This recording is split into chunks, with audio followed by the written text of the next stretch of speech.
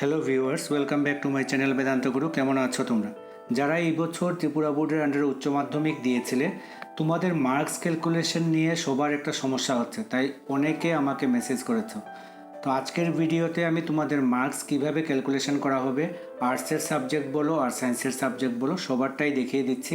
তোমরা ভালো করে একটা সাবজেক্টের মার্কস ক্যালকুলেশনটা বুঝে যাও, তাহলে তোমরা পুরোটা নিজেরাই করতে পারবে, প্র্যাকটিক্যাল এবং নন প্র্যাকটিক্যাল সাবজেক্ট দুটোর ক্ষেত্রেই। তো আর দেরি না করে তোমাদের ক্যালকুলেশনটা আমি বুঝিয়ে দেওয়ার চেষ্টা করছি।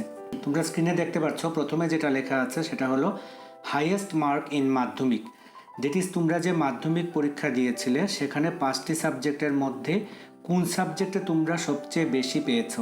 ঠিক আছে কথা, হাইয়েস্ট মার্ক কোন সাবজেক্টে সবচেয়ে বেশি পেয়েছো, ইন্টারনাল অ্যাসেসমেন্ট ছাড়া, সেটা কিন্তু খেয়াল রাখবে। দ্যাট ইজ 80 মার্কসের মধ্যে তোমরা কত পেয়েছো সেটা লিখতে হবে। তো আমি ধরলাম হাইয়েস্ট মার্ক যে কোনো সাবজেক্টের মধ্যেই হোক, সেটা হলো 70। ক্লিয়ার হয়েছে? দ্যাট ইজ, তুমি টোটাল যে কোনো মার্কই পাও, কেউ যদি 200ও পায়, তার হাইয়েস্ট মার্কটাই কিন্তু দেখা হবে। যে সাবজেক্টে সে হাইয়েস্ট পেয়েছে ওই সাবজেক্টের মার্কটাই এখানে বসাতে হবে। তো আমরা ধরলাম কি, মাধ্যমিকের হাইয়েস্ট মার্কটা হলো 70, টোটাল মার্কস না। ক্লিয়ার হয়েছে এতটুকু? ক্লাস 11-এর নন প্র্যাকটিক্যাল সাবজেক্ট খেয়াল রাখবে কিন্তু, যেটার মধ্যে প্র্যাকটিক্যাল নেই, যেটাতে 80তে পরীক্ষা হয়, সাবজেক্টে আমরা নিলাম হিস্ট্রি। বাকি তোমরা ক্যালকুলেশন করে নিও, ইংলিশ, বেঙ্গলি, জিওগ্রাফি, ইকোনমিক্স, যার যেই সাবজেক্ট আছে নন প্র্যাকটিক্যাল সেই সেমভাবে ক্যালকুলেশনটা হবে। তো হিস্ট্রির 11-এ আমরা ধরলাম কেউ 80তে পেয়েছে 60। নেক্সট ফিজিক্স, সায়েন্সের সাবজেক্ট, প্র্যাকটিক্যাল সাবজেক্ট, আমি ধরে নিলাম ফিজিক্সে ক্লাস 11-এ কেউ পেয়েছে 65। এতটুকু ক্লিয়ার হয়েছে? এই 3টে মার্কসে কিন্তু আমাদের দরকার। দ্যাট ইজ, মাধ্যমিকের ক্ষেত্রে হাইয়েস্ট মার্ক এবং 11-এর ক্ষেত্রে কিন্তু সাবজেক্ট ওয়াইজ মার্ক, যেমন হিস্ট্রি হলে হিস্ট্রি, বেঙ্গলি হলে বেঙ্গলি, ফিজিক্স হলে ফিজিক্স, এইভাবে বসাতে হবে। ক্লিয়ার হয়েছে এতটুকু? এবার আমরা ক্যালকুলেশন শুরু করি। হিস্ট্রির মার্কসটা আমরা ক্যালকুলেশন করছি, নন প্র্যাকটিক্যাল সাবজেক্ট, 40% অফ মাধ্যমিক। তো মাধ্যমিকে আমরা কত ধরেছিলাম? 70। ঠিক আছে? তো 70 তার 40%। ক্যালকুলেশনটা কীভাবে হবে? 70 ইন্টু 40%। ক্যালকুলেটারে এইভাবে করে নিলেই হবে। আমি ক্যালকুলেটারেও তোমাদের ক্যালকুলেশনটা করিয়ে দেখিয়ে দিচ্ছি। 70 ইন্টু দাও, তারপর 40% সিম্বলে দিয়ে দাও, ইকুয়াল সাইন দাও। কত আসলো? 28। তাহলে মাধ্যমিক থেকে 40% হিস্ট্রির মধ্যে আমরা কত পেলাম? 28। ক্লিয়ার হয়েছে? এই 28টা কিন্তু যে কোনো সাবজেক্টের ক্ষেত্রেই সেম থাকবে, চেঞ্জ হবে না এটা। এবারে 40% অফ 11 সাবজেক্ট ওয়াইজ। তো হিস্ট্রি যেহেতু আমরা নিলাম, হিস্ট্রিতে কত পেয়েছে? 60।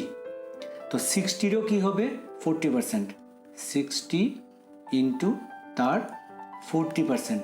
ক্যালকুলেশনটা তোমরা ক্যালকুলেটারে করে নিও, আমি তো দেখিয়ে দিয়েছি কীভাবে করবে।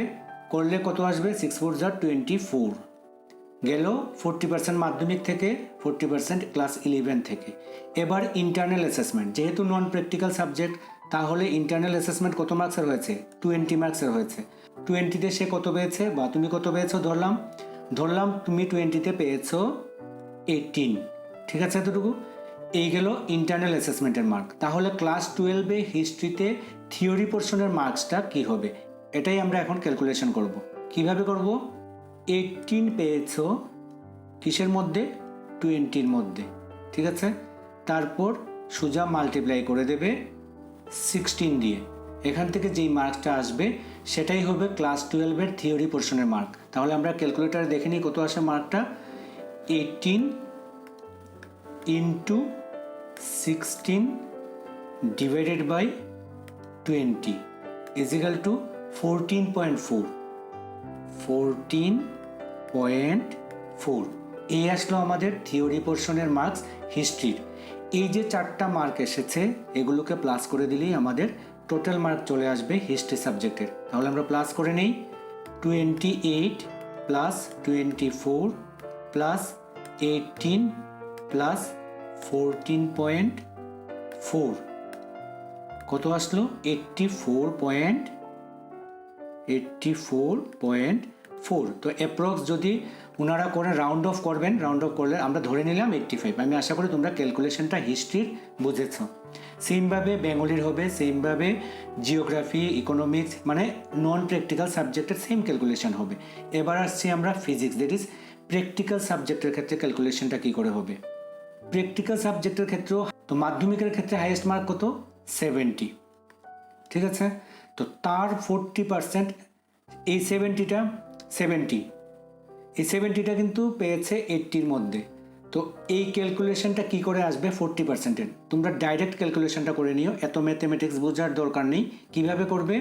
70/80, মানে তোমার হাইয়েস্ট মার্ক যত হবে, যেটা যেখানে হাইয়েস্ট মার্কটা, তো এই হাইয়েস্ট মার্কটা এখানে বসিয়ে দেবে, তারপর নিচে বসাবে 80 ইন্টু বসাবে 70। খেয়াল থাকে যেন 70 হলে 70 বসাবে এমন কিন্তু না, 65 যদি হয় এখানে তাও কিন্তু তোমরা এখানে 70 বসাবে।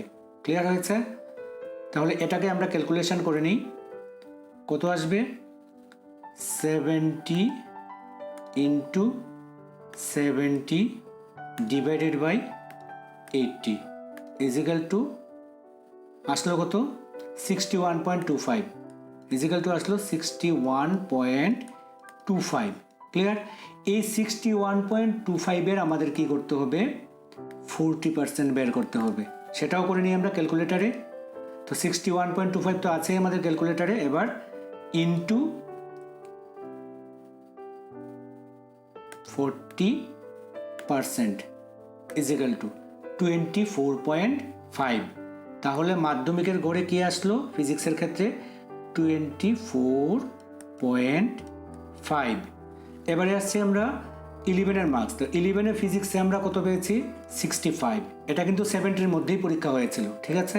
তাই তার ক্ষেত্রে কিন্তু কোনো সমস্যা নেই, আমরা শুধুমাত্র 65-এর 40%টা বের করে নেব, আর কোনো ক্যালকুলেশন না, সিম্পল। তো ক্যালকুলেশনটা আমরা করে নিই, 65 ইন্টু 40% ইকুয়াল টু 26। তাহলে কত আসলো আমাদের?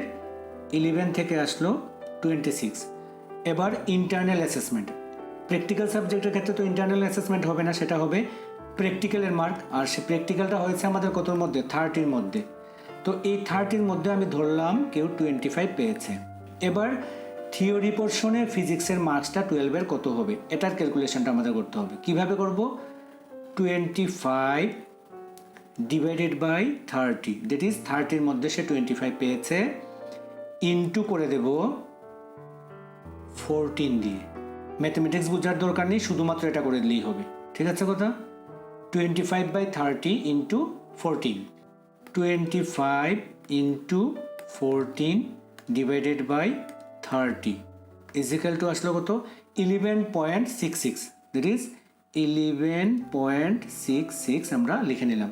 এবার এই 4টে মার্কস যদি আমরা প্লাস করে দিই তাহলে আমাদের চলে আসবে টোটাল মার্কস অফ ফিজিক্স, ঠিক আছে। তাহলে আমরা প্লাসটা করে নিই, সেমভাবে ক্যালকুলেটারে তোমরা করে নিও।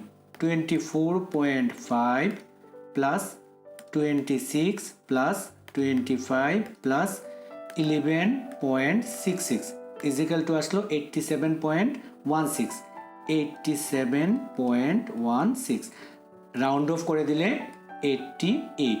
তো মোটামুটি এই ধরনের মার্কই আসবে। তো আমি আশা করি তোমরা প্র্যাকটিক্যাল এবং নন প্র্যাকটিক্যাল সাবজেক্টের মার্কস কীভাবে ক্যালকুলেশন করা হবে সেটা বুঝতে পেরেছো। তারপরও যদি কোনো কনফিউশন থাকে তাহলে তার আগে আর জানার কোনো রাস্তা নেই, তোমরা মেসেজ করতে পারো, আমি চেষ্টা করব তোমাদের সাহায্য করতে। আর না হলে মার্কশিট পাওয়ার পর তোমরা ক্যালকুলেশনটা করে নিও, ঠিক আছে। তো আজ এখানেই শেষ করলাম। সবাই ভালো থাকবে, সুস্থ থাকবে, সবাইকে থ্যাংক ইউ।